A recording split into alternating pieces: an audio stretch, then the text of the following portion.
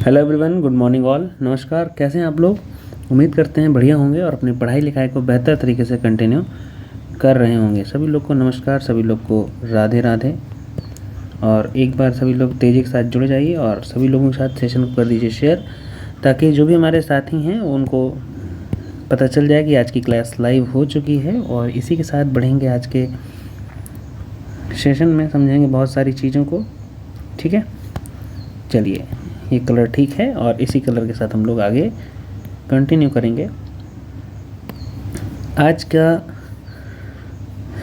जो पहला न्यूज़ है या पहला जो टॉपिक है वो क्या है? पहला है विश्व बाल श्रम निषेध दिवस 2025 सेलिब्रेट किया गया है। कब सेलिब्रेट किया गया है ये? विश्व बाल श्रम निषेध दिवस हर साल 12 जून को मनाया जाता है और 2025 की थीम थी प्रगति स्पष्ट है लेकिन अभी और काम करना बाकी है। तो ये ज़रूर याद रखिएगा कि इसकी थीम क्या थी। प्रगति स्पष्ट है लेकिन अभी और काम बाकी है। अभी और काम बाकी है। तो इस तरीके से ये इसकी थीम थी और इसको ध्यान रखिएगा। हम लोगों ने 12 जून को मनाया है, तो 12 जून को विश्व बाल श्रम निषेध दिवस के रूप में मनाया जाता है। आइए प्रयासों में तेज़ी लाएं। तो ये भी है, क्या है ये पूरी थीम इसकी? प्रगति स्पष्ट है लेकिन अभी और काम करना बाकी है, आइए प्रयासों में तेज़ी लाएं। ये इसकी थीम है इस बार की। इस दिवस का उद्देश्य जो है वो बच्चों को शिक्षा, स्वास्थ्य और समुचित विकास के अवसर प्रदान करना है, बाल श्रम के खिलाफ वैश्विक जागरूकता फैलाना है और बाल श्रम के प्रमुख कारणों में गरीबी, अशिक्षा, बेरोजगारी, सामाजिक असमानता और जागरूकता की कमी शामिल है। तो इसलिए हम लोग मनाते हैं क्या? World day against child labour. बाल श्रम के खिलाफ या बाल श्रम को निषेध करने के लिए एक दिवस मनाया जाता है 12 जून को। और क्यों होता है? बाल श्रम के प्रमुख कारण क्या क्या हैं? तो प्रमुख कारण में पहला गरीबी है, दूसरा अशिक्षा है, तीसरा बेरोजगारी है, चौथा सामाजिक असमानता है और पांचवा क्या है? जागरूकता की कमी है। तो ये बहुत इम्पॉर्टेंट कारण हो जाते हैं। किस चीज़ के लिए? ये हमारे कारण हैं बाल श्रम के लिए। और इसकी जो थीम है वो क्या है? प्रगति स्पष्ट है लेकिन अभी और काम करना बाकी है, आइए प्रयासों में तेज़ी लाएं। तो ये रहा आज का पहला बाल श्रम निषेध दिवस के बारे में कि 12 जून को हम लोग इसको मनाते हैं और ये सारी बातें इसमें खास इम्पॉर्टेंट हैं। ठीक है, और बढ़ते हैं नेक्स्ट सेकंड न्यूज़ पर। सेकंड न्यूज़ क्या कहती है? राष्ट्रीय ई गवर्नेंस पुरस्कार 2025, national award for e governance 2025। राष्ट्रीय ई गवर्नेंस पुरस्कार 2025 में पंचायती राज संस्थाओं को डिजिटल सेवा वितरण के लिए एक नई श्रेणी जोड़ी गई है, जिसका उद्देश्य ग्रामीण क्षेत्रों में सुशासन सेवा वितरण को बेहतर बनाना है।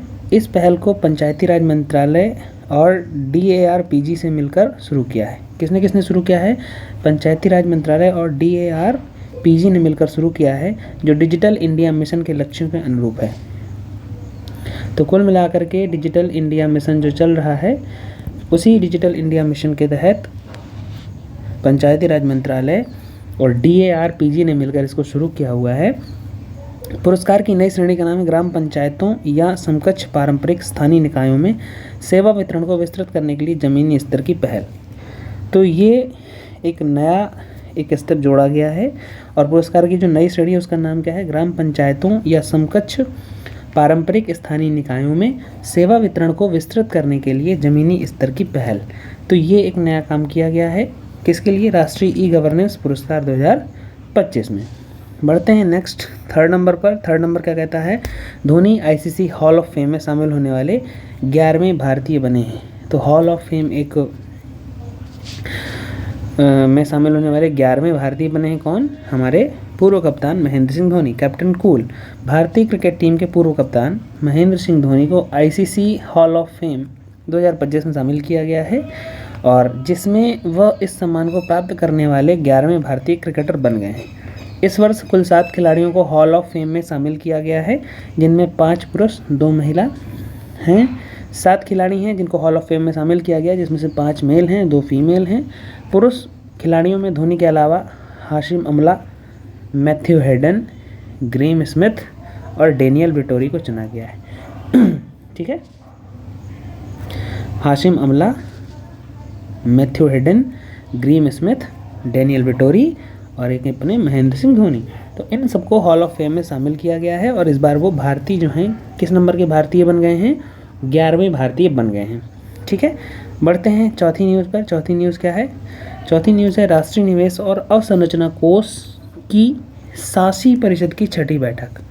नई दिल्ली में केंद्रीय वित्त मंत्री निर्मला सीतारमण की अध्यक्षता में राष्ट्रीय निवेश और अवसंरचना कोष NIIF की छठी शासी परिषद की बैठक आयोजित की गई, जिसमें NIIF की रणनीति, प्रदर्शन और सक्रिय फंडों की प्रगति की समीक्षा की गई।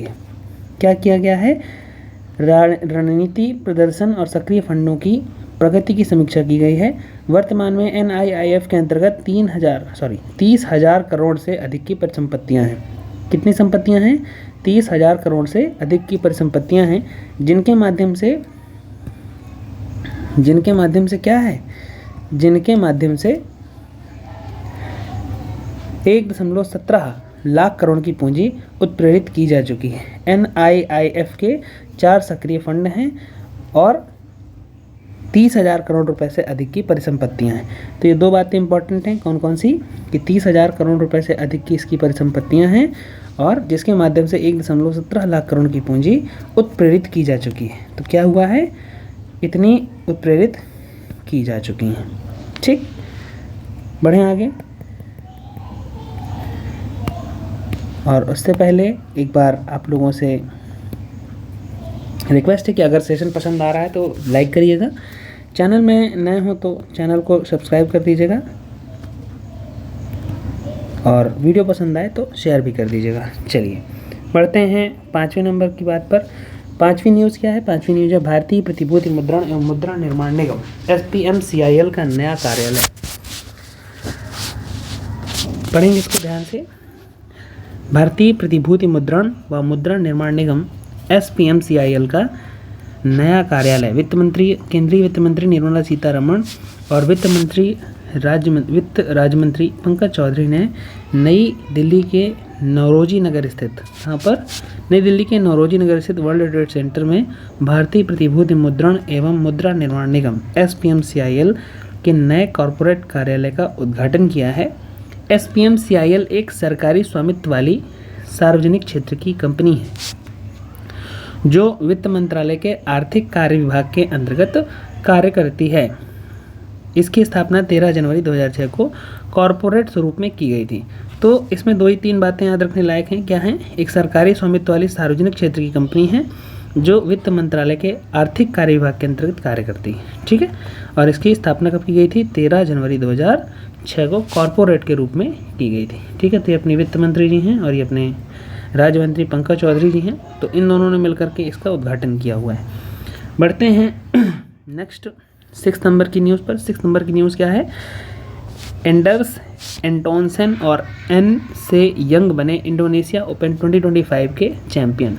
ये दोनों भैया हैं और इंडोनेशिया ओपन जो हुआ है 2025 इसमें ये चैंपियन बन गए हैं।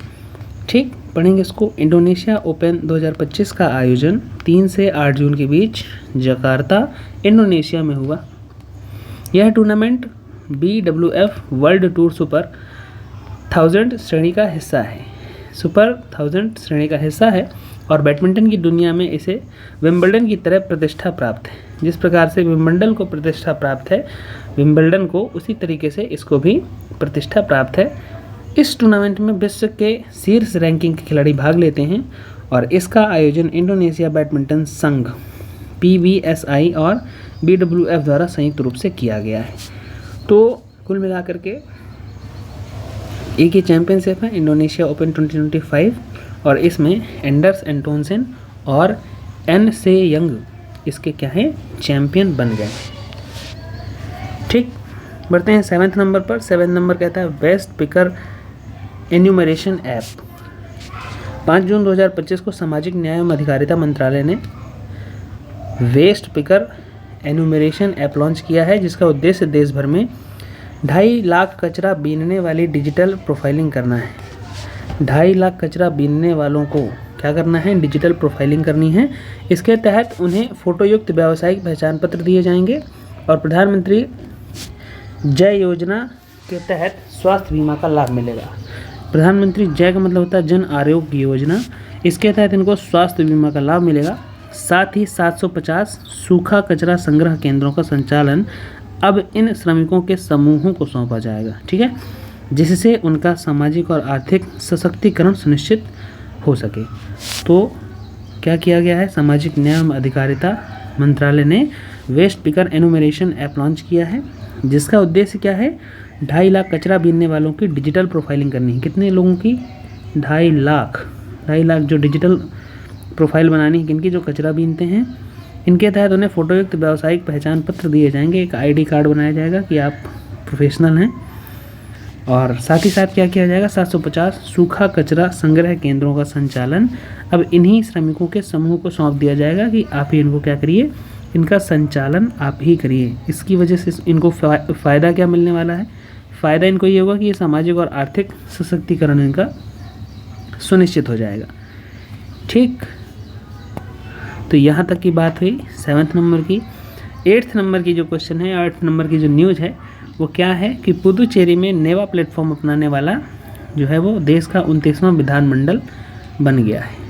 क्या हो गया है, देश का 29वां विधानमंडल जो बना है नेवा प्लेटफॉर्म को अपनाने वाला, कौन सा है वो हमारा पुदुचेरी बन गया। केंद्र शासित प्रदेश पुदुचेरी देश का 29वां विधानमंडल बन गया है, जिसने राष्ट्रीय ई विधान एप्लीकेशन, नेशनल ई विधान एप्लीकेशन नेवा को अपनाया है, जबकि इससे पहले दिल्ली ने इसे 28वें विधानमंडल के रूप में लागू किया था।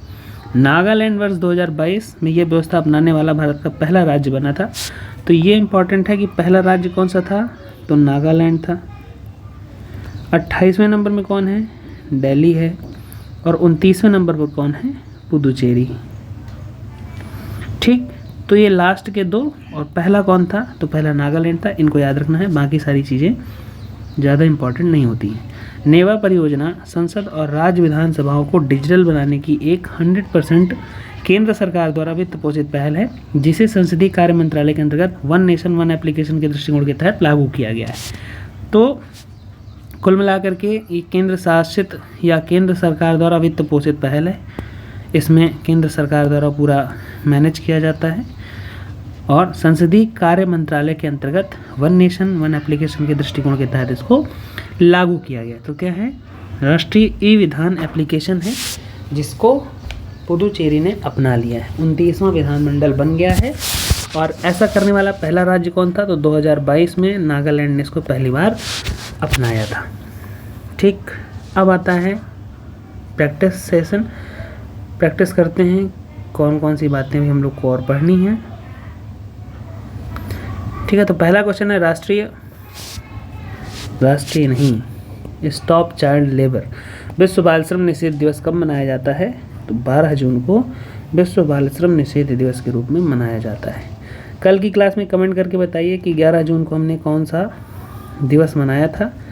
इसको कमेंट करके बताना है कि कल की क्लास में 11 जून के बारे में जो बताया था वो क्या बताया था कि 11 जून को क्या मनाया जाता है। पढ़ेंगे इसको। विश्व बाल श्रम निषेध दिवस हर साल 12 जून को मनाया जाता है। 2025 की थीम है प्रगति स्पष्ट है लेकिन अभी और काम करना बाकी है। इसका उद्देश्य जो है वो क्या है, बच्चों को शिक्षा देना, स्वास्थ्य एवं समुचित इसका उद्देश्य बच्चों को शिक्षा, स्वास्थ्य और समुचित विकास के अवसर देना, बाल श्रम के खिलाफ जागरूकता फैलाना और बाल श्रम के जो मुख्य कारणों क्या हैं, गरीबी, अशिक्षा और सामाजिक असमानता और ख़ास करके जागरूकता की कमी, इसके जो हैं वो क्या हैं, महत्वपूर्ण कारण हैं।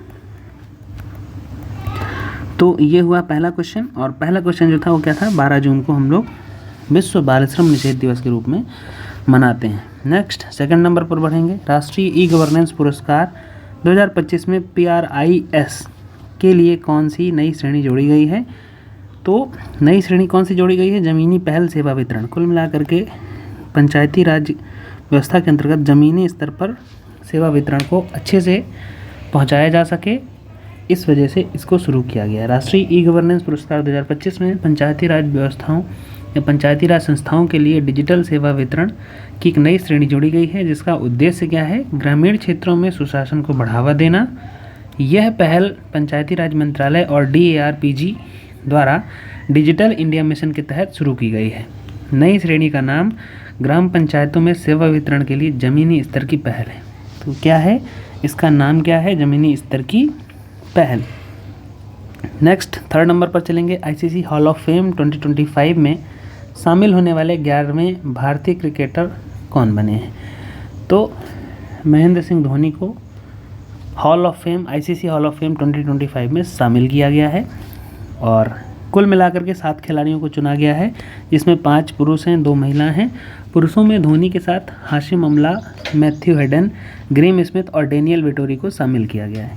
तो याद ये रखना है कि जो अपने महेंद्र सिंह धोनी हैं, इनको शामिल किया गया किसमें? ICC हॉल ऑफ फेम में। ये 11वें नंबर के भारतीय हैं जिनको हॉल ऑफ फेम में शामिल किया गया है। नेक्स्ट 4th नंबर के क्वेश्चन पर चलते हैं। 4th नंबर का क्वेश्चन कह रहा है, राष्ट्रीय निवेश और अवसंरचना कोष NIIF की 6ठी शासी परिषद की बैठक की अध्यक्षता किसने की है? तो अध्यक्षता किसने की है? तो निर्मला सीतारमण जी ने अध्यक्षता की है, जो अपनी केंद्रीय वित्त मंत्री हैं। तो नई दिल्ली में केंद्रीय वित्त मंत्री निर्मला सीतारमण की अध्यक्षता में NIIF की 6ठी शासी परिषद की बैठक हुई है, जिसमें उसकी रणनीति और फंडों की प्रगति की समीक्षा की गई। वर्तमान में NIIF के पास 30,000 करोड़ से अधिक की परिसंपत्तियां हैं, जिनसे 1.17 लाख करोड़ की पूंजी उत्प्रेरित हुई है। इसमें 4 सक्रिय फंड हैं। तो ये रहा 4थे नंबर का क्वेश्चन और इसका आंसर क्या हो गया? निर्मला सीतारमण। निर्मला सीतारमण ने 6ठी शासी परिषद की जो बैठक हुई है, इसकी अध्यक्षता की है।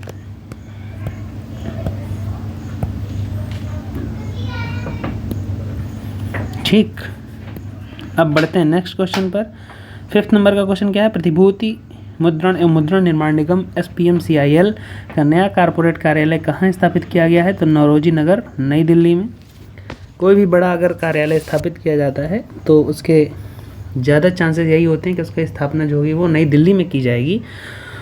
केंद्रीय वित्त मंत्री निर्मला सीतारमण और राज्य मंत्री पंकज चौधरी ने नई दिल्ली के नौरोजी नगर स्थित वर्ल्ड ट्रेड सेंटर में SPMCIL के नए कॉरपोरेट ऑफिस का उद्घाटन किया है। और SPMCIL वित्त मंत्रालय के अंतर्गत आने वाली सरकारी स्वामित्व वाली कंपनी है, जिसकी स्थापना 13 जनवरी 2006 को की गई थी। कब की गई थी? 13 जनवरी 2006 को इसकी स्थापना की गई थी। यह करेंसी नोट, सिक्के, पासपोर्ट पेपर, डाक टिकट, स्टाम्प पेपर और सुरक्षा स्याही का निर्माण करती है।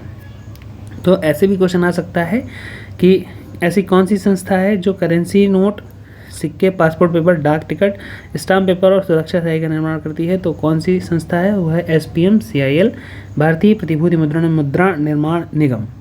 ठीक है, बढ़ते हैं नेक्स्ट 6th नंबर के क्वेश्चन पर। 6th नंबर का क्वेश्चन क्या कह रहा है? 6th नंबर का क्वेश्चन कह रहा है कि इंडोनेशिया ओपन 2025 में पुरुष एकल खिताब किसने जीता है? तो इन्होंने जीता, इनका नाम क्या है? Anders Antonsen. और इंडोनेशिया ओपन 2025 का आयोजन 3 से 8 जून तक जकार्ता में हुआ। यह BWF वर्ल्ड टूर सुपर 1000 श्रेणी का प्रतिष्ठित बैडमिंटन टूर्नामेंट है, जिसे बैडमिंटन का विंबलडन कहा जाता है। इसका आयोजन PBSI और BWF द्वारा किया गया। एकल पुरुष में डेनमार्क के एंडर्स एंटोनसेन ने पहली बार खिताब जीता। महिला एकल में दक्षिण कोरिया की आन से यांग ने दूसरी बार जीत हासिल की है। तो कुल मिलाकर के इंडोनेशिया ओपन 2025 का पुरुष एकल खिताब एंडर्स एंटोनसेन ने जीता है। ये हमारे एंडर्स एंटोनसेन भैया हैं और इन्होंने क्या जीत लिया है? एकल खिताब जीत लिया है। चलिए बढ़ते हैं 7 क्वेश्चन पर। 7 क्वेश्चन कह रहा है, वेस्ट पिकर एन्यूमरेशन ऐप किस मंत्रालय द्वारा लॉन्च किया गया है? तो कंफ्यूज मत होइएगा, सामाजिक न्याय एवं अधिकारिता मंत्रालय द्वारा इसकी क्या की गई है? लॉन्चिंग की गई है। 5 जून 2025 को सामाजिक न्याय एवं अधिकारिता मंत्रालय ने वेस्ट पिकर एन्यूमरेशन ऐप को लॉन्च किया है। इसका उद्देश्य क्या है? देश भर में 2.5 लाख कचरा बीनने वाले कचरा बीनने वालों की डिजिटल प्रोफाइलिंग करना है, उन्हें फ़ोटोयुक्त पहचान पत्र और पीएम जन आरोग्य योजना यानी कि पीएम जय। कमेंट करके बताइएगा प्रधानमंत्री जन आरोग्य योजना कब शुरू हुई थी। तो प्रधानमंत्री जन आरोग्य योजना के तहत स्वास्थ्य बीमा मिलेगा। 750 सूखा कचरा संग्रह केंद्र इन श्रमिक समूहों को सौंपे जाएंगे। यह पहल नमस्ते योजना के अंतर्गत है। तो किस योजना के अंतर्गत है ये वाली योजना? ये योजना नमस्ते योजना के अंतर्गत किया गया है। एम्पावरमेंट, डिग्निटी और इंक्लूसिविटी, तो ये इसकी थीम है या ये इसकी टैगलाइन है, वेस्ट पिकर कंपोनेंट। तो कुल मिलाकर के नमस्ते योजना के तहत इनका वेस्ट पिकर एनुमरेशन ऐप को लॉन्च किया गया है। और इसका उद्देश्य क्या है कि कुल मिलाकर के जो 2.5 लाख लोग हैं इनको एक फ़ोटोयुक्त पहचान पत्र दिया जाएगा। इससे पता चलेगा कि ये यही व्यक्ति हैं जो वेस्ट पिकर हैं या कोई और इनकी जगह काम कर रहा है। तो कुल मिलाकर के यही सारी बातें हैं। बढ़ते हैं नेक्स्ट 8th नंबर पर। और 8th नंबर क्या है? राष्ट्रीय ई विधान एप्लीकेशन, नेशनल ई विधान एप्लीकेशन नेवा को अपनाने वाला देश का 29वां विधानमंडल कौन बना है? तो वो पुदुचेरी बना है। दिल्ली जो है वो 28वें नंबर का था। ये याद रखिएगा कि दिल्ली जो है वो 28वें नंबर का है। और 2022 में नागालैंड ने इसको पहली बार अपनाया था। तो नागालैंड ऐसा पहला राज्य है जिसने नेवा को अपनाया था, नेशनल ई विधान एप्लीकेशन को अपनाया था। और 28वां राज्य जो वो 28वें नंबर का जो था वो दिल्ली था। ठीक है। नेवा परियोजना जो है उसका क्या है? संसद और राज्य विधानसभाओं को डिजिटल बनाने की 100% केंद्रीय वित्त पोषित पहल है, जिसे वन नेशन वन एप्लीकेशन के दृष्टिकोण के तहत लागू किया है। तो नेवा क्या है? वन नेशन वन एप्लीकेशन के तहत इसको लागू किया गया है और नेशनल ई विधान एप्लीकेशन है। ठीक है। होपफुली आज के जो आपके 8 क्वेश्चन थे वो हो गए हैं और 8 क्वेश्चन आपको समझ में आए होंगे। अगर समझने में कोई समस्या है या कोई नई बात ऐसी लग रही है तो कमेंट करिएगा। चैनल में नए हो तो शेयर कर दीजिएगा, वीडियो को लाइक कर दीजिएगा। और अपने हिसाब से अगर आपको कोई चीज़ ऐसी लगे जिसको सुधारा जा सकता है तो उसके लिए भी कमेंट आप कर सकते हैं। पढ़ते हैं वन लाइनर्स भी पढ़ लेते हैं। वन लाइनर पढ़ने से होता ये है कि हम लोग को कई सारी चीज़ें ऐसी भी मिल जाती हैं जो हम लोग ऊपर डिस्क्रिप्शन में नहीं पढ़ते हैं। तो पहला है, पुदुचेरी विधानसभा के लिए राष्ट्रीय ई विधान एप्लीकेशन नेवा का उद्घाटन किसने किया? तो डॉक्टर एल मुरुगन ने किया है। किन्होंने किया है? डॉक्टर एल मुरुगन ने किया है। 29वां ऐसी विधानमंडल है, विधानसभा है जिसने नेवा को अपना लिया है। नेक्स्ट 2nd नंबर, भारतीय प्रतिभूति मुद्रण मुद्रा निर्माण निगम SPMCIL किस मंत्रालय के अंतर्गत कार्य करता है? तो वित्त मंत्रालय के अंतर्गत कार्य करता है। ये तो हम लोगों ने पढ़ा था। 3rd नंबर, इंडोनेशिया ओपन 2025 में महिला एकल खिताब किस खिलाड़ी ने जीता है? आर से यांग ने। ये एक नई बात है कि पुरुष एकल खिताब तो पता है किसने जीता है, लेकिन महिला एकल खिताब किसने जीता है? आर से यांग ने। 4th नंबर की बात करते हैं। 4th नंबर क्या है? राष्ट्रीय ई गवर्नेंस पुरस्कार 2025 किस मंत्रालय और विभाग की साझेदारी में दिया गया है? तो वो मंत्रालय कौन सा? पंचायती राज मंत्रालय और DARPG। साझेदारी किस विभाग की है? DARPG विभाग की साझेदारी है। और मंत्रालय कौन सा है? तो पंचायती राज मंत्रालय इस मंत्रालय का नाम है। नेक्स्ट 5th नंबर की बात करते हैं। राष्ट्रीय निवेश और अवसंरचना कोष NIIF में विदेशी निवेशक कौन होते हैं? तो कौन कौन से होते हैं? संप्रभु धन कोष, पेंशन फंड, बहुपक्षीय बैंक। तो ये 3 ऐसे होते हैं जो विदेशी निवेशक के रूप में कार्य करते हैं। 6th नंबर की बात करते हैं। Dhoni ICC hall of fame में शामिल होने वाले कितनेवें, मतलब कौन से नंबर के भारतीय खिलाड़ी हैं? तो 11वें नंबर के भारतीय खिलाड़ी। इस बार 7 लोगों को दिया गया, जिसमें से 5 मेल हैं, 2 फीमेल हैं। तो ये याद रखिएगा कि इस बार जो है 2025 में ICC हॉल ऑफ फेम में कितने लोगों को शामिल किया गया? 7 लोगों को, जिसमें से भारतीय हैं जो वो धोनी हैं, महेंद्र सिंह धोनी हैं और 11वें नंबर के भारतीय हैं। ठीक। नमस्ते योजना का पूरा नाम क्या है? तो नमस्ते योजना का पूरा नाम क्या है? National action for mechanised sanitation ecosystem. क्या है? National action for mechanised sanitation ecosystem. ठीक है। तो नमस्ते योजना का फुल फॉर्म याद रखिएगा, national action for mechanised sanitation ecosystem, sanitation ecosystem. Indonesia open 2025 का आयोजन कहाँ हुआ है? तो इंडोनेशिया की राजधानी जकार्ता में इसका आयोजन किया गया है। और 9th नंबर की बात कर लेते हैं। 9th नंबर क्या है? भारतीय प्रतिभूति मुद्रण एवं मुद्रा निर्माण निगम SPMCIL की स्थापना कब की गई थी? तो ये 2006 में इसकी स्थापना की गई है। नेक्स्ट 10वें नंबर की बात कर लेते हैं। विश्व बाल श्रम निषेध दिवस 2025 की थीम क्या है? विश्व बाल श्रम निषेध दिवस हम लोग कब मनाते हैं? तो हम लोग मनाते हैं 12 जून को। 12 जून को जब ये दिवस मनाया गया तो 2025 की इसकी थीम क्या थी? प्रगति स्पष्ट है लेकिन अभी और काम करना बाकी है, आइए प्रयासों में तेजी लाएं। तो ये इसकी थीम थी। ठीक है, तो ये हो गए आज के सारे क्वेश्चंस। और अगर आप इन सारे एग्ज़ाम्स में से किसी की भी तैयारी कर रहे हैं तो ये क्लास आपके लिए इम्पॉर्टेंट हो सकती है और इसको बहुत ही ध्यान से पढ़िएगा। कोई भी ऐसी बात जो आपको समझने में दिक्कत हो, कोई भी बात अगर आपको समझने में ना आई हो तो उसके लिए कमेंट करिएगा और कमेंट के माध्यम से अपनी कोई भी क्वेरी, कोई भी डाउट उसको आप पूछ सकते हैं। मिलेंगे नेक्स्ट क्लास में, तब तक के लिए वंदे मातरम, जय हिंद, राधे राधे, नमस्कार। और बहुत सारी बातें हैं, मिलेंगे, बहुत सारी बातें करेंगे नेक्स्ट क्लास में। तब तक के लिए जय हिंद।